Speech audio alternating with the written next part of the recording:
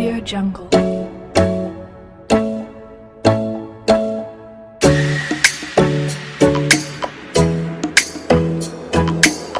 Audio Jungle.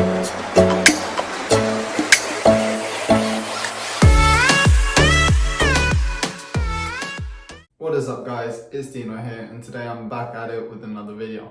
Today I'm going to be talking through calculations on rental properties that you need before you buy and invest in property. So the first one is gross yield, and this one, when you're looking at properties and when you're looking at buying a property and you look at the ad, if it's a property that's specifically for investments or has a tenant in there, then most estate agents will use this calculation in order to give you a yield that looks more attractive, of course, because they want a lot of people interested in the house.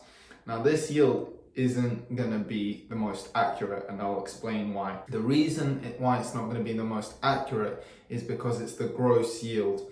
So the gross yield is the rent that you get in the year, but not taking into account any expenses that come up each month or that come across during the year. So this one is obviously going to look the best because it's going to give you the most rent, right? So it's going to look like the most attractive yield, and that's why estate agents use it. So it's pretty simple. All you do is you get the amount that you get per month in rent. So let's say you rent out the house for £10,000 per year, and you divide that amount by the purchase price of the house, so the whole price of the house, 150,000 in this case. Okay, so 10 divided by 150,000, and then you times that by 100 to get the percentage. Now, like I mentioned before, this isn't the most accurate of calculations because it doesn't take into account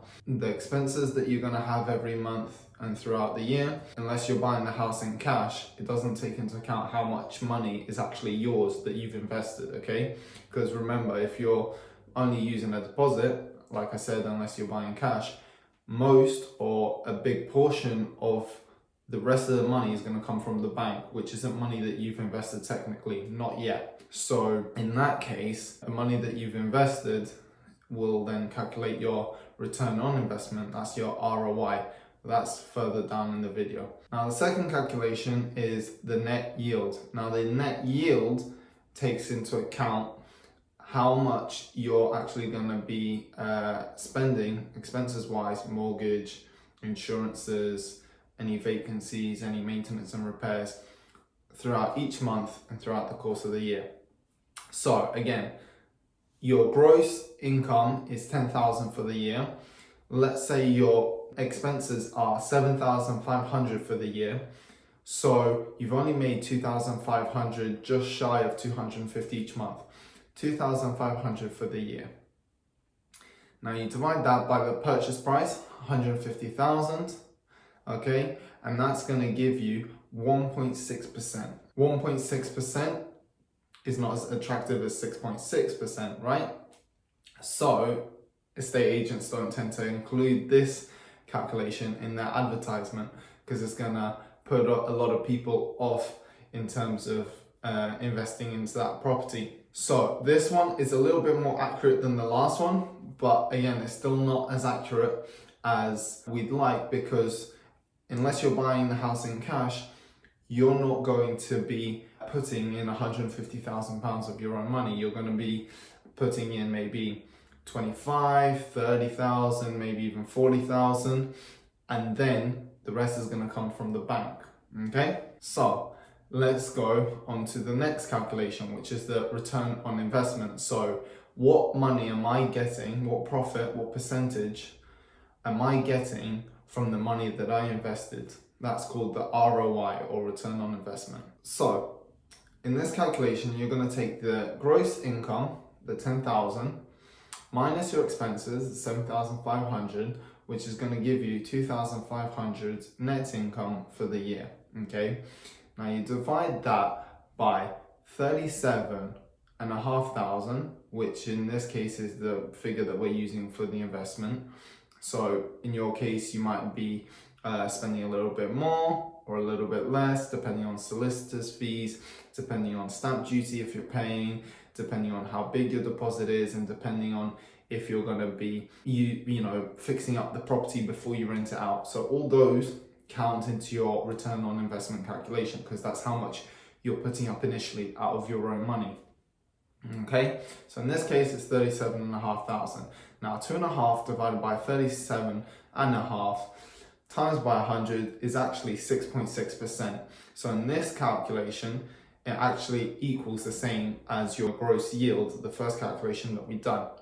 But that's a lucky coincidence. It doesn't always work out like that, especially if the money that you're putting in is slightly higher or slightly less. And also it depends on your gross and your expenses. Okay, so if your gross is slightly more or slightly less and your expenses are slightly more or slightly less, that will alter the figures as well. Okay, so in this case it was lucky that the ROI was the same as the gross yield, but more often than not it's not going to be the same. Now once you've calculated this, these calculations are for your own personal benefit. You also need to calculate the stress test, which is what the banks use to calculate, and they can figure out if they're going to lend you the money on that property or not, based on if this calculation works to their liking. Okay, so with this calculation, what you do is you get your mortgage amount.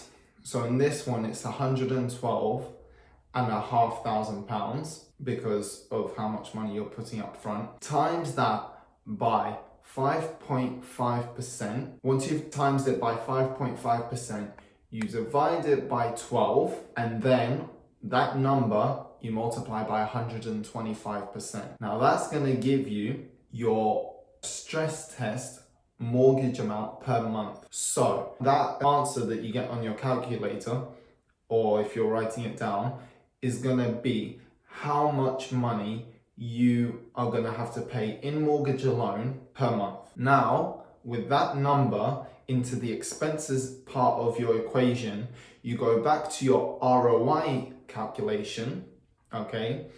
And when you're doing your rent minus your expenses, you put in the stress test amount on your mortgage, and then you do the rest of the calculation as it was, divide it by how much money you're putting in, times it by 100 to figure out if your ROI, your return on investment, is a positive, is it negative, is it even 1%, is it less than 1%? And that will tell you, and obviously your lender, because they will be doing these calculations as well, and probably even more. That will tell you and your lender if this property even has a chance of being profitable and being a good investment. Because if this calculation doesn't work for them, mainly the stress test, but they'll look into the ROI as well. If these calculations don't work and the numbers just don't add up, then the bank most likely won't lend you for this property, because they won't see it as a good investment. They'll see it as risky, and obviously the banks don't want to be losing their money, because if they lend to you and it's not working out, you can't pay them back, and then it's a lot of hassle, and they don't want that. They just want to lend you the money to a good property that's going to be a good investment and that you're going to profit from and you can pay them back from. Okay, they're on your side. So if they're most likely saying that they can't lend to you on this property, don't be peed off, don't be down by it, don't be demotivated and discouraged. It's just that property doesn't work, so then you need to look for other properties. Okay, I hope you enjoyed this video, guys.